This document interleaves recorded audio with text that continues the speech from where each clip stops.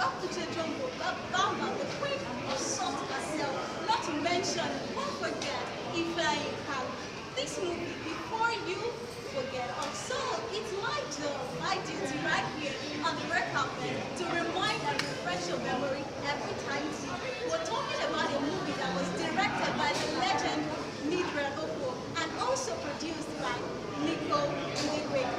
And before I forget, we have this our own man, legend himself, Nkem Owoh. So yes, I'm waiting for you. Join me right here as we have the conversation. See you later.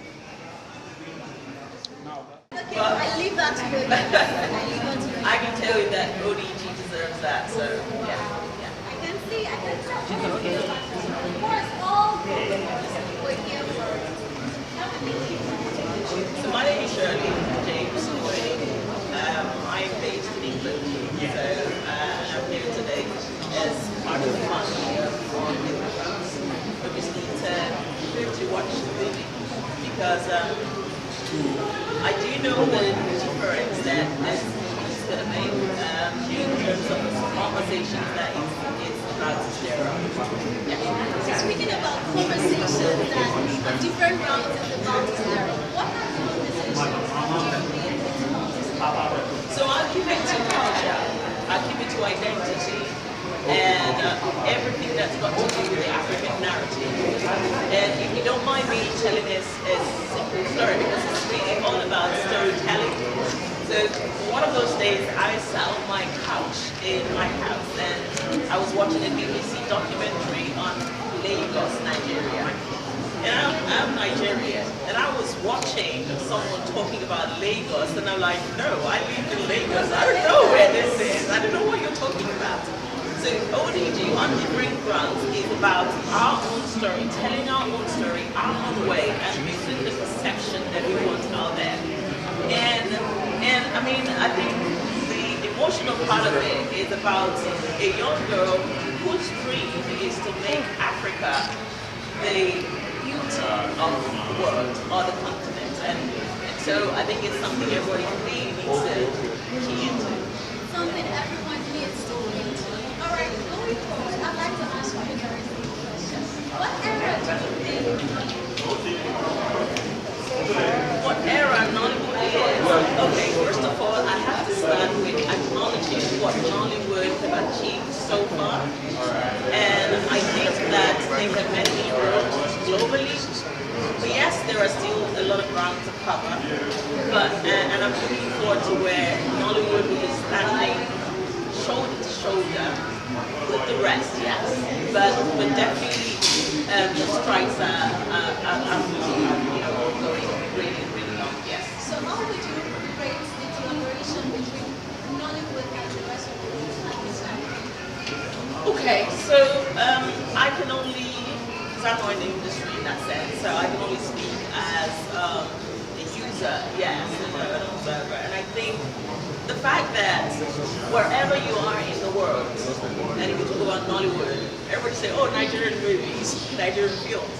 And gone are the days it was about just rituals and like living in bondage, those kind of stories. Today, we are, stronger stories that actually reflect our lives, our culture, our identity. And I think Nigeria has really done a lot of work. Nigeria is producing, just as Nigeria is producing stars and investing hearts in every other thing, they're also doing it in Nollywood. So, yes, it's a big thumbs up, and I think everyone will. What do you expect our viewers to anticipate tonight? I mean, watching the story of cultures, identities, the merging together of cultures, and then love. That is beautiful. Love as not just as a feeling, but also as a concept is universal. Okay, it's understood even by animals. But tonight is about everything good about Africa and how we can build a world that is shared much for your time. And I'm sure our viewers will really support. I hope you enjoy the rest of the Absolutely. My pleasure. Yes. Like I rightly told you earlier, this is a Nollywood meets Bollywood kind of experience, cinematic experience, let's not forget that. And with me, I have the representative of the Indian Cultural Association. What do you do? You see, they look fabulous. I know that they don't know, but then we need to remind them that they have the online healers right here in Nigeria. We have the Z-Welders and, oh no, you know what I'm talking about, the Bashan and the rest of that. We keep that for later. So how do you feel being here tonight? We are waiting for people and wanted to be here and present our cultural things to Nigerian audience so that everybody will enjoy this event. So I'll give it this to you. So what would you guys do? Today we will be performing like an Indian traditional dance form which my sister is going to be performing here with you. It's a really nice experience to be here and she'll be representing India in a diverse and cultural background, showing it all of you how Indians are like performing. Oh, sure. I'm telling you for a fact that we have a lot of people who are going to be watching. And of course, that's what we're known for. Nigerians do the most. Because so finally, I'm excited I get to be here and what should our audience back home expect from your performance tonight? Thank you for the question. Actually, we are very, very excited to perform and it is my first experience to perform in this like on the different rounds like a movie premiere. We are going to perform. We are very excited and now I am thinking we are the part of this movie also. Of course, you're a big part of it. And is my elder daughter Rishita Rath, she is going to narrate the dance and my younger daughter Rihanna Rath, she is going to perform and mesmerize all of you. Yes. Wow, beautiful. You're welcome to Lagos. And we hope you have a fabulous time tonight. And enjoy the rest of your week. And all the congratulations to the team of on the program. Thank you. Thank you. Tonight you're going to call me Promise Keeper because I promised you something that I'm going to begin with you right now, which is fashion.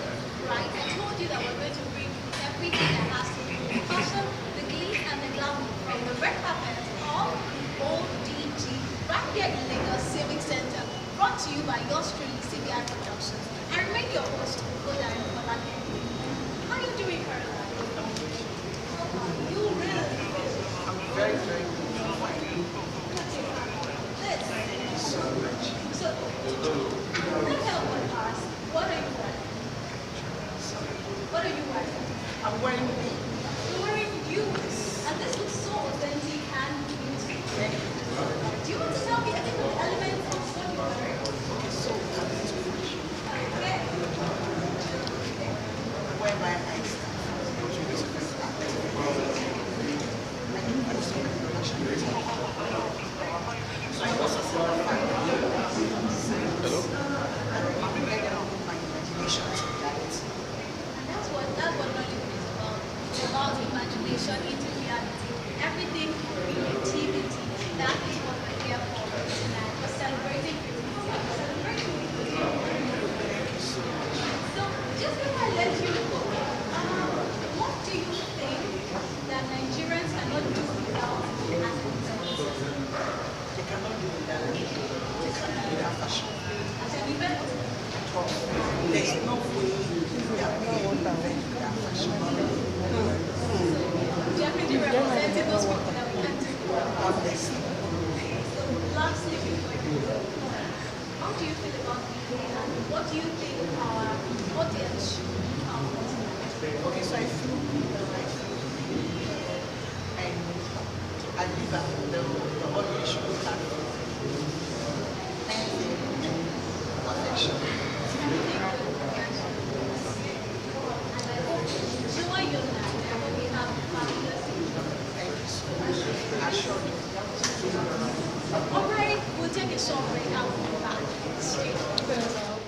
We're back and I'm not alone, just like always.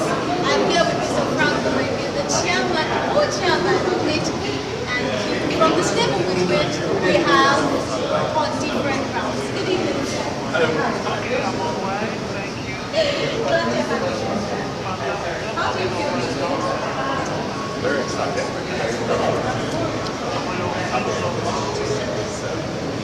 Second major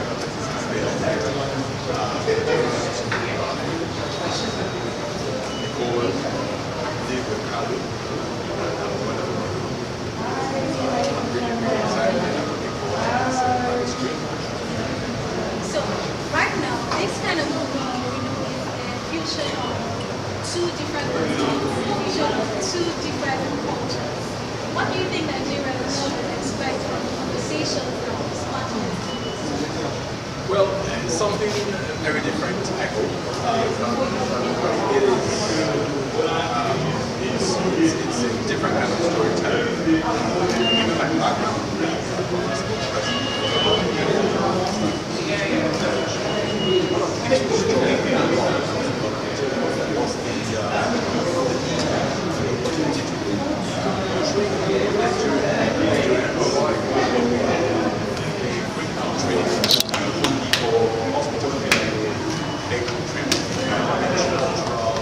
expressions like diversity. I'm really strong with this because the meta-narrative is very, very emphatic, it's not embarrassing. And so, people is one of the members of the international storytellers are determined to not only tell the story, but to tell it in a positive way, to tell it in a way that is multicultural, and to tell it in a way that is higher and is creates a better understanding of just but also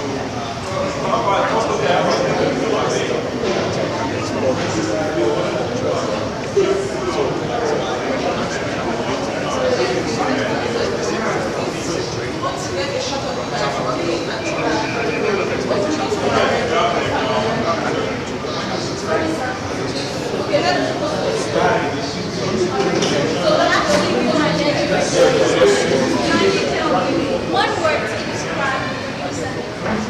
One word to describe Nicole is a big girl. She's super smart. Super smart. That's she's like it.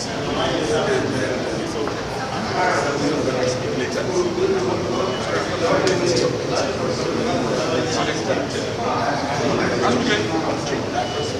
Dami, Bambi guys. What are you doing? What are you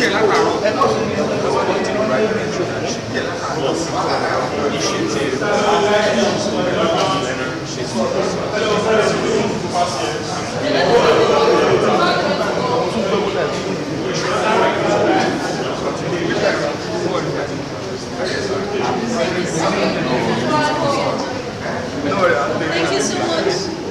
Yes, catch you later. Alright, so back then, I already told you this is an international private screening. We've got people from different walks of life. And right here, on my right and left, I have the representatives of the Brazilian consulate. Yes, Vicky is started. How are you doing? My name is Felipe. I am a diplomat, Brazilian consulate. I'm completing my first week in Lagos. Oh wow, welcome! What a great welcome! You're great to be here. Who are you? Hello everyone, it's Owoh to be here. I'm I'm also from the Brazilian consulate. And as well as Felipe, I have been here for 1 week. It has been an incredible experience to be here in Nigeria, Lagos, and it's really lovely. Oh, that makes a lot of sense. Keep it up. Alright, so what?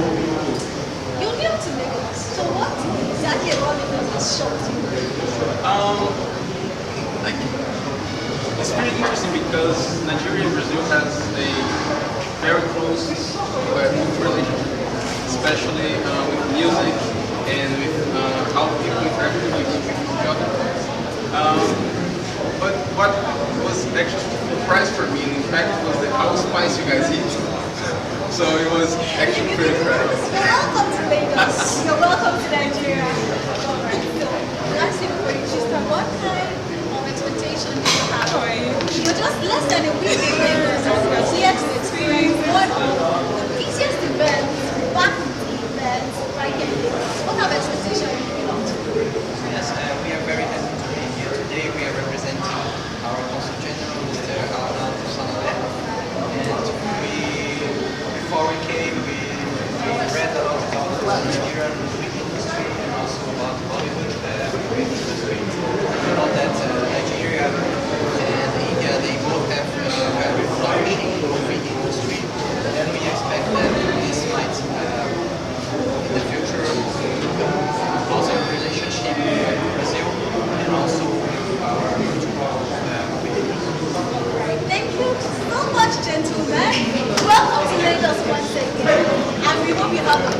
amazing.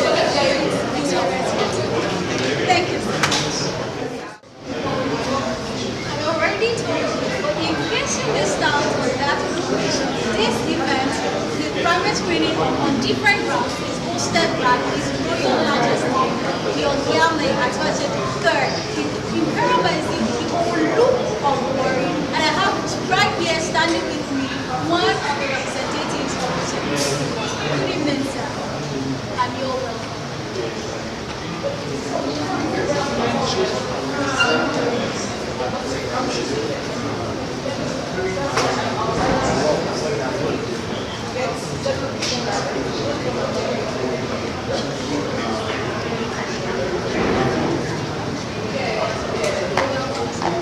This is an evening of what would you say is the uniqueness of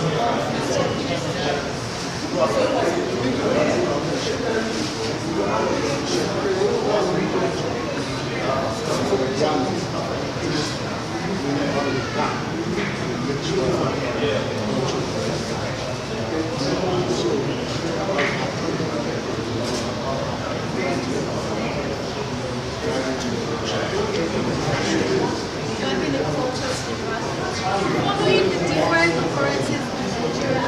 How do you think conversations from this event foster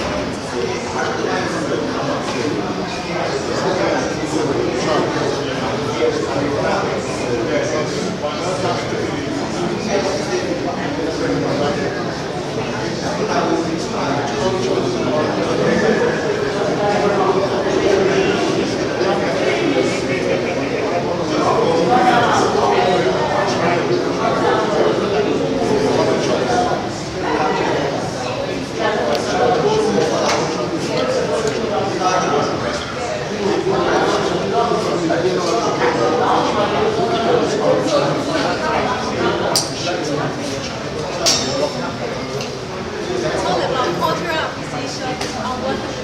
Thank you so much, sir. With reality. One day we traveled to Lagos on holiday, and this was the best holiday that we had been on. Went to all the amusement parks, we visited nice hotels, we even flew to Lagos, if I remember. And then one day we returned home and we realized that our parents had moved states, not just houses. We didn't know at the time that the family had been struggling financially for years, and that we were dangerously close to losing everything. Yet somehow, joy never left our home. My parents shielded us from the weight of our new reality as much as they could. We still went to good schools, we still traveled when we could, we still dreamed loudly. And even in smaller rooms, even though in smaller rooms now, and more uncertain seasons, my dad never let us think small. And perhaps that was the beginning of everything. You see, my father, Engineer Sir Benjamin Ndigwe, my best guy, was a dreamer, a magnificent one. My mother too. But you see my dad? That man built castles that were taller than skyscrapers in the air. He taught the little girl how to dream beyond circumstances.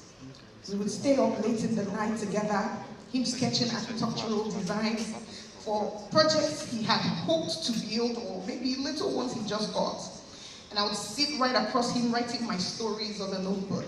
And then at the end, we'll switch laptops so that I can also update my own stories on his system. And later, while we were in that small town in Oka, Anambra State, we imagined worlds far beyond what we were living in. We spoke about the future as though it had already arrived. The family house he was going to build, how large my walk-in closet would be, and everything that we were used to before.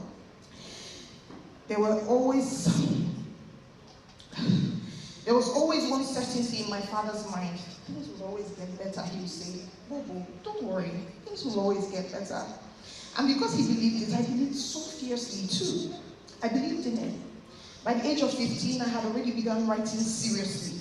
Before I turned 22, I had written over 40 screenplays, stories, dozens of poetry, and hundreds of white sayings. Sometimes I would wake up and it would look like somebody was sitting at my bedhead just telling me different quotes and film ideas. Many of them were inspired by memories of family and the community that I loved and I grew up in. Themes that still shape the work that I do today. But as I grew older, I began to realize the truth my parents had hidden so carefully from us. I realized that many of the beautiful memories we had and cherished came at very high sacrifice. Sometimes my mother would sell precious jewelry just to preserve the normalcy for us. And sometimes my father gave everything he had simply to ensure that we could still dream. And slowly my dreams changed. It stopped being about just becoming successful. It became more about restoring something lost. I wanted to give my parents the life that they once imagined for us, the life that they once had. So immediately after university, I made a decision that terrified my mother but didn't come as a surprise to my dad. I told them I was moving to Lagos. And while my mom had her heart in her hand throughout the time, my dad said, leave her, let her go. You see, I'd taken a gap year before then, once I finished high school, to just come to Lagos and see what I could make out of it. And in that 1 year, Mr. Shin was here, Bon Awards founder. I've won several awards. I've been nominated under several categories in the creative arts. I had done, I sold a film to Uche Jombo, who phenomenally is a member of my cast of this film, and I had played the lead character in her film, and I know, full circle moment. So, coming back, finishing school, I just knew that I needed to go back to everything I left, because I'd done some of the biggest shows in Lagos then, Tinsel, Dear Mother, Sisters something, excuse my mind, but everything that was big, I was on it. So I knew that I just needed to get school out of the way and get back to Lagos. So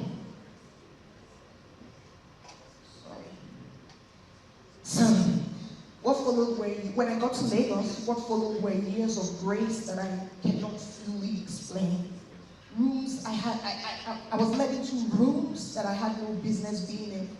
And those doors somehow opened in magical ways. Mentors appeared, opportunities found me. I was selected by the British Council for the Script Junction at Edinburgh International Film Festival, my first real formal exposure to global filmmaking spaces. I found myself surrounded by brilliant filmmakers whose work I deeply admired, people who had won BAFTAs and were Oscar nominees. And for the first time, I realized something important. Big rooms often chose me. And sometimes I ended up feeling like a thief. But within a short time, I realized that I belonged there. Along the way, remarkable people poured into my life. People like Uncle Frank Weke Jr., who mentored me from when I could barely write a proper corporate email. He saw things that I didn't see. He believed in me and opened doors I could never have opened for myself. He dragged me into meetings I didn't quite understand why I sat there. One of which was a very simple-looking guy in denim shirt and denim pants, who sat next to me, and Uncle Frank encouraged that I pitch my work to him. I would later find out that that was the then CFO of Sterling Bank, who later became the CEO of Sterling Bank, Mr. Abubakar Suleiman. And he go on to fund my first film with the bank. And every step of the way, my reason remained the same: give mommy and daddy their lives back. But I hadn't made enough to do so.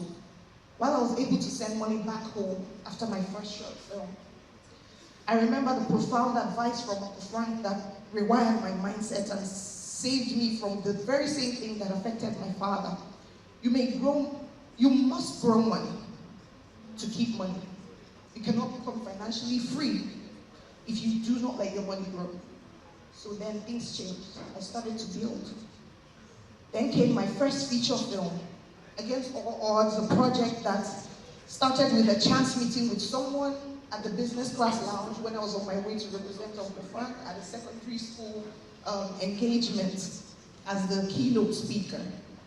Remember, this was the girl that could barely write a script, or a corporate email was then representing the former Minister for Information. That was what he did for me. The film later on went on to Netflix, hitting #1 within hours of release, and remained at the top 10 for 42 days straight. Doors opened wider. Investors believed.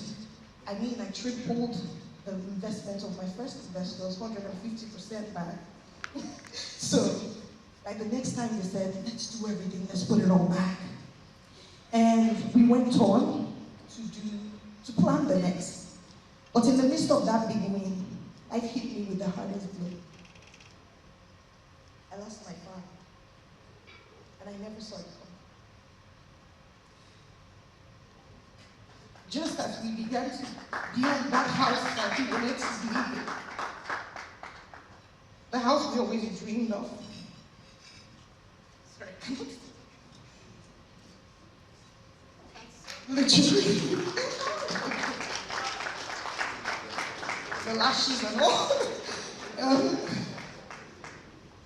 Just before he could truly enjoy the life he spent here sacrificing for us, he passed away from a heart attack.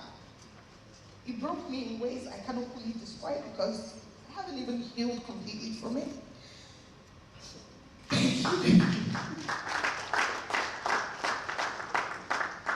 Maybe, just permit me to read everything so I'm not a mess. Because suddenly the person who taught me how to dream was no longer here to witness the dream unfolded.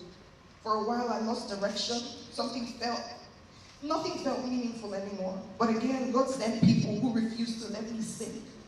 Father figures, mentors, friends, and family. And slowly purpose found me again. Except this time the dream had evolved. It was no longer just about family. It became about Africa. In the midst of it, I found great mentors from afar. His Majesty, Ogiame, and Olori, Tuashe, people who place Africa on such a global stage, and meaningfully focusing on the importance of storytelling in rewriting the narrative about Africa. This is why we tell the stories we tell. Because stories are soft power. My mind changed focusing on that. About telling stories that preserve culture, that build bridges, shift narratives, and remind the world of the beauty, dignity, elegance, humor, complexity, and humanity that exists here. Stories that travel where politics sometimes cannot, that create empathy between strangers. Hi, Denise. He's become my brother all the way from India, and we met on social media. They invite people into cultures they may never have physically experienced. They humanize nations and preserve identity. And tonight is proof of that power. In this room are people from different countries, generations, industries, and backgrounds gathered because of a story. That is extraordinary to me. And tonight's film is deeply personal. As you watch, you will find pieces of my childhood scattered throughout it. You will see traces of my mother's family, my father's regal roots. My father was a prince, by the way. His father was a king. The humor of communal living, the beauty of imperfect love, and the memories that shaped me into the storyteller I became. What you're about to watch may look like entertainment on the surface, but beneath it is memory, identity, heritage, and heart. And this is only the beginning, setting us up for the real story we want to tell on different grounds, about the traditional wedding. The traditional wedding, something I like to call the Grand African Ball. Is there anything we celebrate in Africa grander than the traditional wedding? There aren't many. I want to tell a story of that ball, of that the traditional essence, the cultural essence of the traditional wedding, the Ishekiri way. And I apologize for the ground truth, which just mixed it up by now. Anyways, the Grand African Ball is a story that we want to tell on different grounds too. And we're doing it the Shekiri way, a culture I've come to admire so much from afar, and have taken it upon myself to see fully represented in mainstream media storytelling. What's not to love about the Warri people with a king like His Royal Majesty, who in regular Gen Z language is a full vibe? 10 over 10 on per. Are there Gen Zs talking it in here? I don't think we have many of them. Okay. I have enough. Thank you. The sequel will take us deeper into the richness of African culture, from Warri to India, exploring traditional marriage, family, identity, the universality of human connection. These are the kinds of stories we must continue to tell boldly and excellently on the global stage.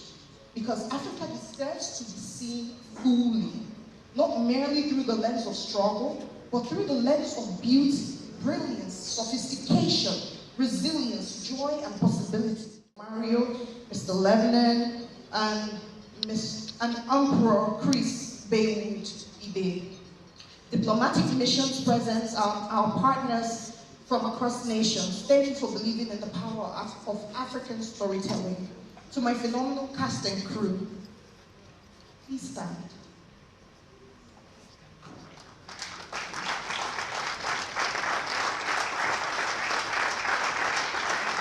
Led by our director, the extraordinary Mildred Owoh.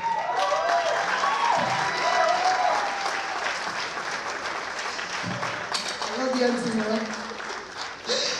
Thank you for lending your brilliance, Auntie Mel. Thank you for lending your brilliance, your discipline, your heart to this film.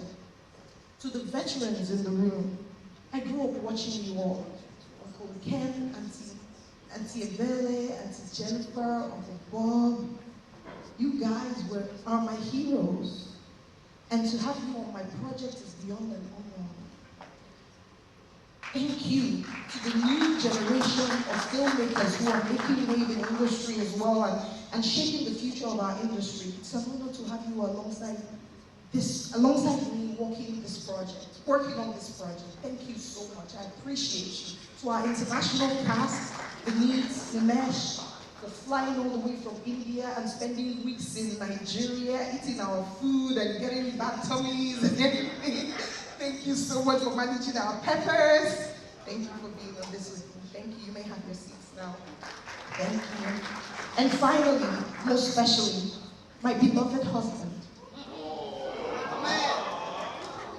Ifeanyi Kalu. Thank you for holding my hand through this journey and encouraging Saben's little girl so completely. You've been strength, safety, and partnership in every word. I love you. Let's not do things like okay. And to my mother, who had her heart in her mouth throughout this adventure and supported me with her every 10 call.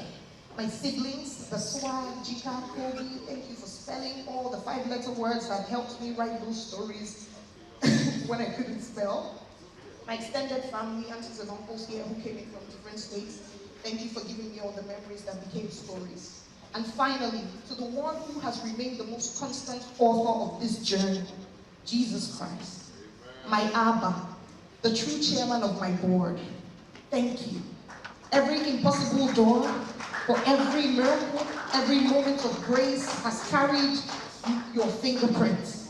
And I'd like to declare to the world that you are my Lord and my Savior, my source, and the lifter of my head. I love you immensely, my Jesus.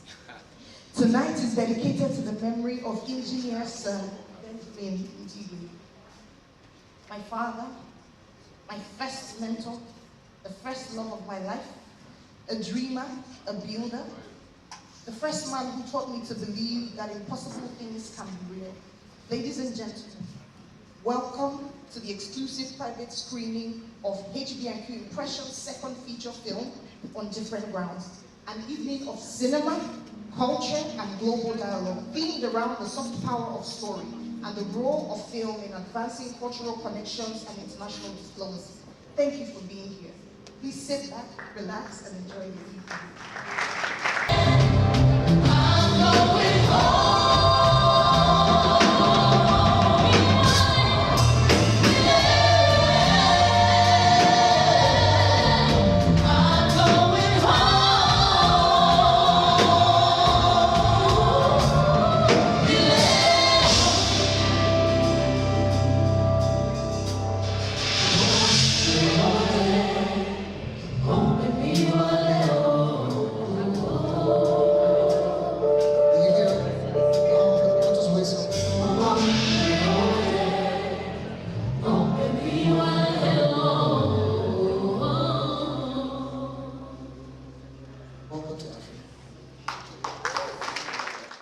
good evening. Welcome to witness the storytelling event. In the life, everybody has a story inside of you. Storytelling is an art, storytelling is a skill, and everybody has a story, but we cannot narrate our own stories. There are thousands of Nicolets, but there are some people who will succeed in this. Thank you HB&Q, Impression Studio, for supporting this wonderful storyteller, for making this film in successful way. I am here on behalf of Indian Cultural Association to welcome you for this cross-country film premiere show. We are gathered here at the intersection of the history and art, celebrating a cinematic bridge that spans across oceans from vibrant shores of Niger Delta to the bustling heart of India. Some narrate life lessons, some are narrating art and culture and emotions. But it requires skills and creative ideas to make all the audience to sit and watch the entire stories. Let us give a big round of applause to the storyteller, Mrs. Nicolette, for making this day for us. The storytellers who are able to keep us in audience mode by connecting with the stories, whatever they want to narrate. It is time for us to give big round of applause for all the storytellers in the world, because without them, we cannot entertain ourselves, we cannot motivate ourselves. The stories within you has to be narrated by somebody else to connect with the world. We in India are producing 2,000 films per year in 20 different languages. These films are conveying cultural, emotional messages along with the life lessons also. The title of today's film, On Different Grounds, suggests distance, but as well we see tonight, our grounds are more similar than they are different. Whether it is the rhythmic traditions of Iskari and Igbo people or the ancient customs of India, we are bound by a common thread, a deep, unwavering reverence of heritage, family, and the stories of our ancestors. For the Indian community in Nigeria, this film is not just a screen, it's a mirror. It reflects our journey as a diaspora that has found a second home here in Nigeria, contributing to and being enriched by the magnificent cultural tapestry. Our partnership tonight, featuring the Indian cultural performance, you will witness it's a testament to the global dialogue this project aims to spark. Art is the most effective form of diplomacy. It succeeds where the words fail, finding the harmony between different tongues. We are particularly excited about the sequel planned for 2027. Moving the cameras to Indian soil will not only showcase our landscape, but will further solidify economic and creative ties between Nollywood and Bollywood. To the organizers and the Office of His Royal Majesty, thank you for recognizing the Indian Cultural Association as a vital partner of this narrative. As the doors close and the lights dim, let us remember that while we may stand on different grounds, we look up at the same stars and tell the same human stories. May this evening be the start of an even deeper brotherhood between our two great nations. Thank you everyone to being here. Thank you very much. Identity and belief. So, Nicole, our hostess, have told us the story of the journey. But I've had the privilege of knowing Nicole, being Ligwe, for several years. And I can say without hesitation that she's, in my view, a mentee of mentees. Anyone who has had opportunity to try to mentor anyone, a much younger person, to guide anyone, would agree with me that there are times that you meet people for whom you need to begin to learn how to change diapers. You need to really build muscle to have that person on your back constantly. And there are times when you would even regret ever getting involved with this person, no matter how kind you want to be. And so, to my mind, I found her to be exceptionally intelligent, deeply thoughtful, creatively fearless. Because when I first read some of the poems and scripts she had written, even as far back as 10 years at the time I first met her, and then even much earlier in her life, I was completely blown away. I knew I was looking at genius. And the intervening years have clearly justified the faith that I first had and invested. And Nicole possesses one of the rarest qualities any young leader, a creative can have. And that is the willingness to learn, to adapt, and of course, to grow really, really quickly. And so, truthfully, much of my role has not been to carry her, but simply to help her believe more in herself. And sometimes I watch herself, and and she's narrating some of the encounters we had. I was being firm, but when she looks back and tells that story, I look back and I'm beginning to tell myself, man, maybe you were such a bully or something. But I had faith, and I thought that she needed to have that faith in herself and to do what she needed to do to be where she is today. And I'm glad that I was as firm as I was and have been. And I had the opportunity to remind her in especially difficult seasons never to become discouraged by disappointment, rejection, limitation, or constraint. Because time and again, she has demonstrated an extraordinary ability to navigate obstacles and conquer challenges with grace, discipline, and vision. And so, earlier today, she reached me and said, Mr. Chairman, there's been a development, I don't know what I'm going to do. She was really flustered. And I said, the skies are not going to fall. We move, and we're here. And the night is progressing very well. Just like I told you it was going to be, and just like it always does. So she learns very quickly indeed. And you point in the direction, and before long, she's right there. She's building pathways that others couldn't even see. So watching her evolve into the filmmaker, entrepreneur, and cultural storyteller she's becoming has been both inspiring and deeply rewarding for me personally. Today is a significant milestone, and yet I believe very strongly that even now, the best is yet to come. There's going to be better movies, better storylines, better platforms. I'm very confident about this. And you're going to come back in 5 years and say, sir, again, you were right. So my perspective on storytelling and the creative industry was profoundly shaped during my time as Nigeria's Minister for Information and Communication, where I had the responsibility not only of communicating government policies and programs, but also of serving in many respects as Chief Public Relations Officer of our nation. At the time, Nigeria's image was under severe strain. Too often, Nigerians were portrayed globally as scammers, criminals, and people without value or contribution.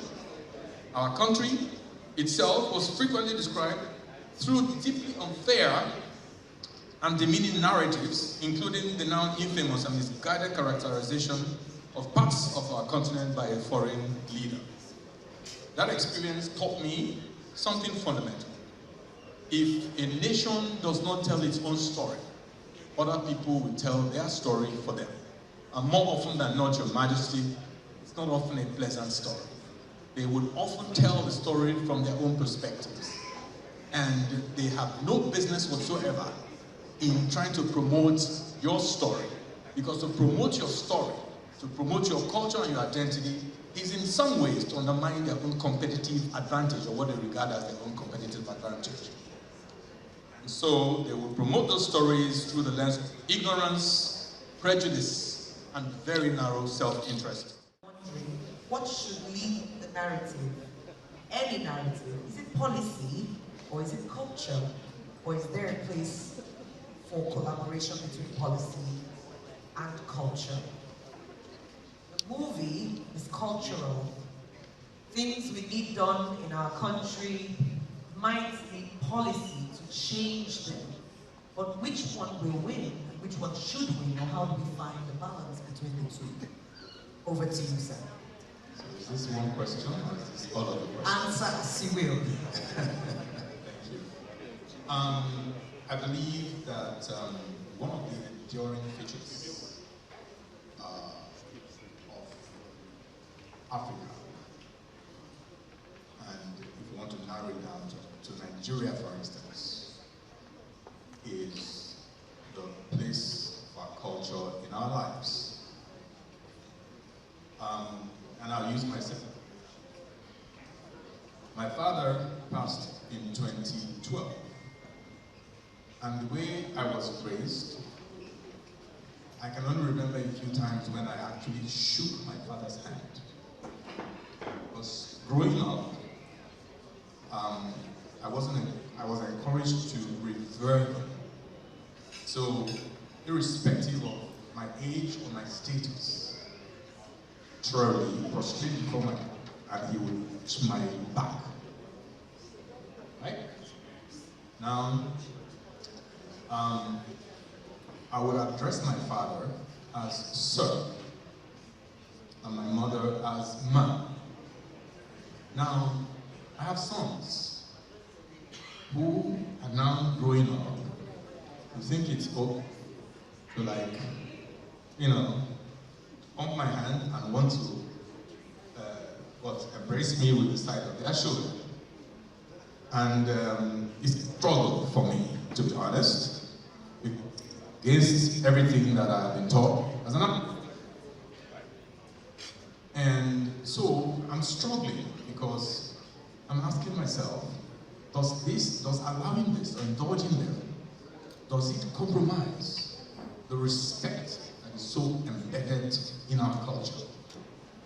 And my preference is for that culture of respect, that culture of honor to parents, to older people, to be preserved, right? Now, this is not one of those cases where public policy can begin to change it, even if you wanted to change it. If you try to do this, this is not one of those things. But for instance, if I wanted to change the culture of people throwing trash out of them, wanted to change the culture of people peeing by the roadside, I wanted to change the culture of people if I wanted to change the culture of people honking their horns, right, unnecessarily, and you might put a policy in place and then engage in a program, public orientation, to bring it to change. And so I believe that I don't see the value in undermining who we are as a people, the culture of respect, the culture of honor, for instance, right? And I mean, I hope this suffices, but this is really how it's played in my head. I agree with you. Depending on what the result is we're trying to get, it could be led by policy or it could be led by culture. Which now leads me to the question about film and telling stories, the soft power of storytelling. What would then be some of the responsibility of filmmakers, now you sit on the board of a production company, filmmakers to preserve culture or to transform culture if need be? Or would it not be for filmmakers to take on as responsibility as well? So, for me, this is not a responsibility. Transforming culture is not the responsibility of any one group of people, right? And I was just telling the story of, for instance, when I was President Obasanjo's cabinet as Minister for Information and Communication, there was that terrible, it was a very bad time for Nigeria.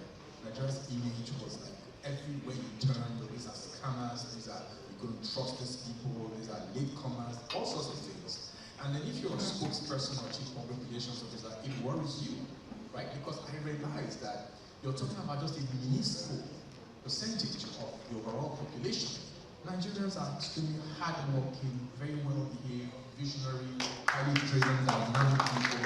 This is who we are.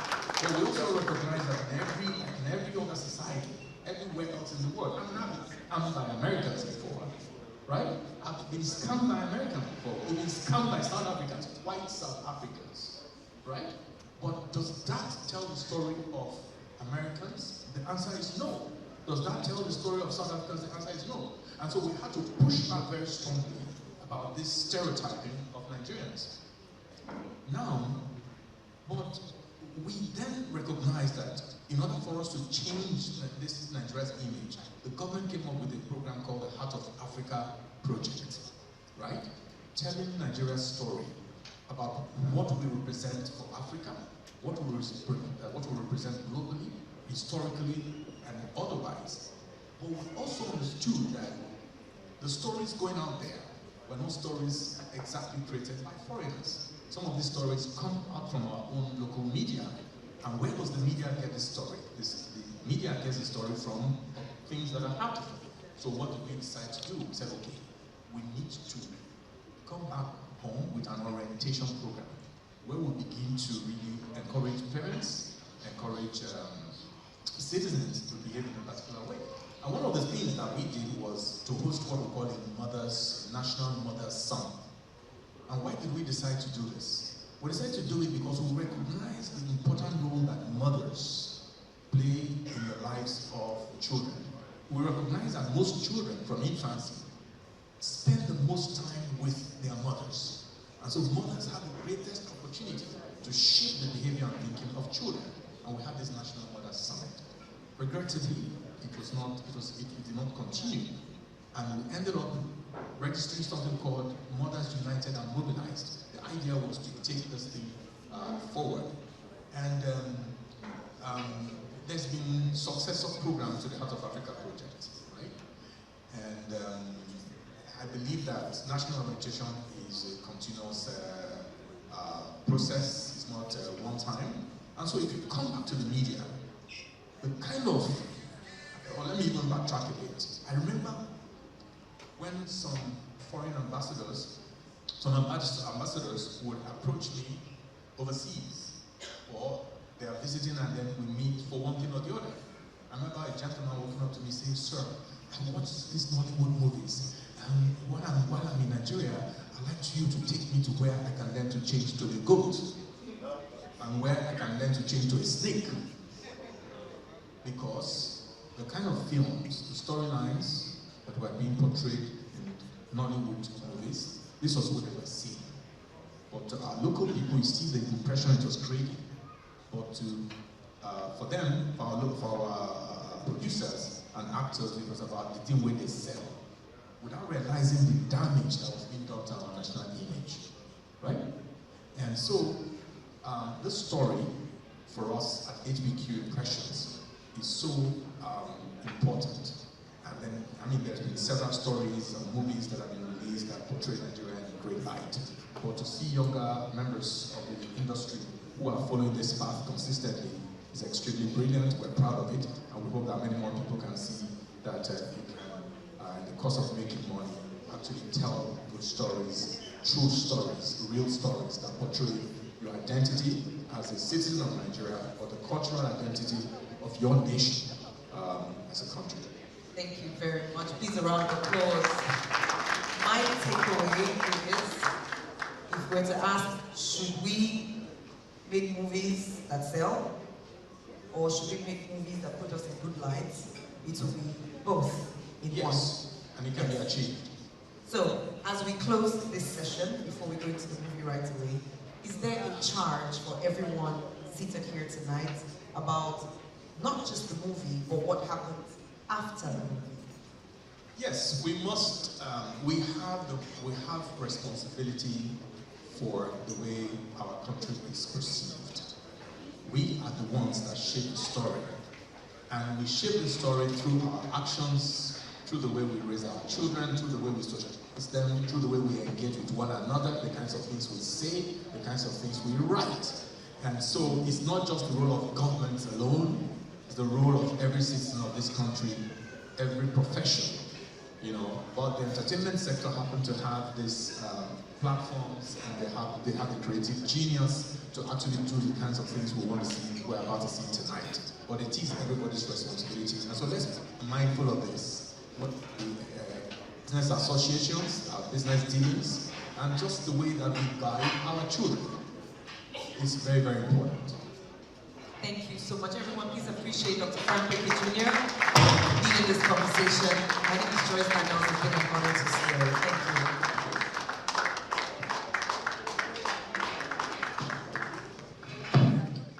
you. You and I love the vine. I will never compromise. And if you're late, and I like to wait, and I love this place when it's after 8. Jets and wine,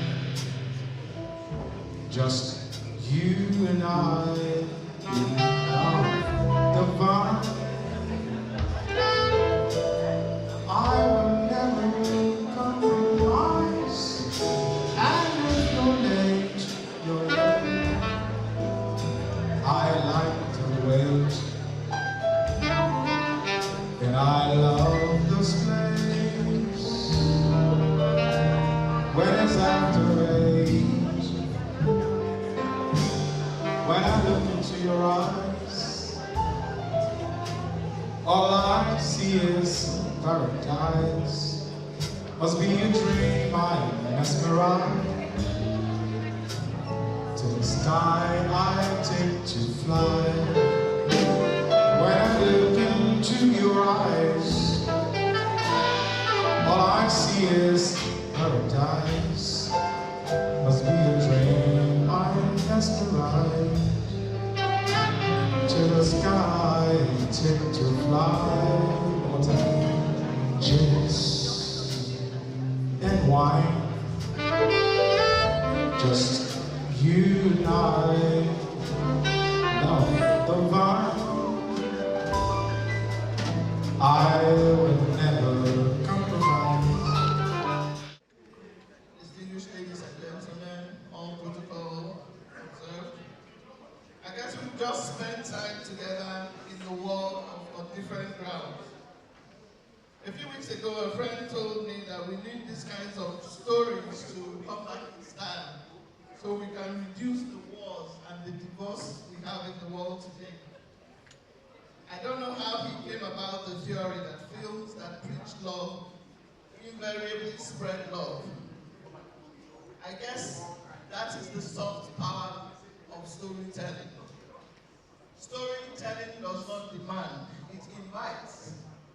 It does not conquer, it converses.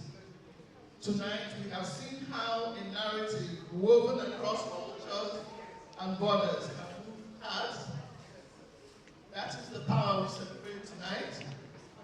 That is the power that changes minds. Different Ground was produced by a young woman, written by young women, of course, directed by a woman.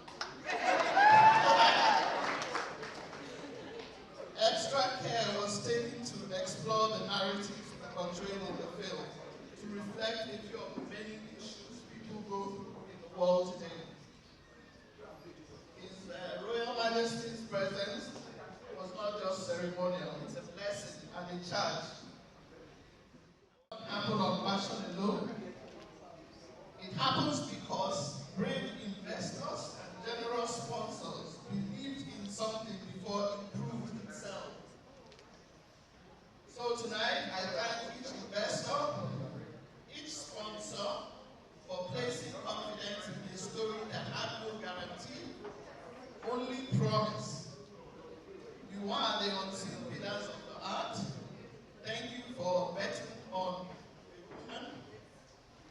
Thank you on cross-cultural vision, for betting on cross-cultural vision, and on the quiet, enduring power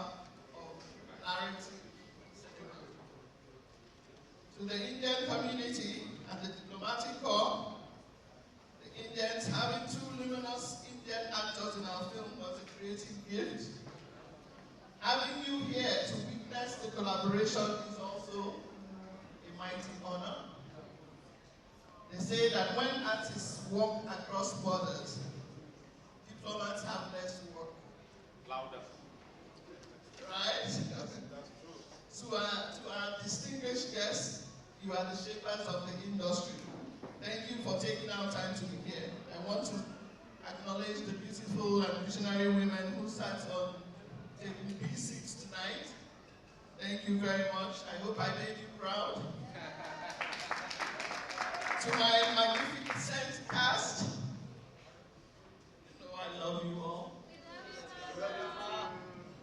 To my crew members, these people, day and night for 1 year.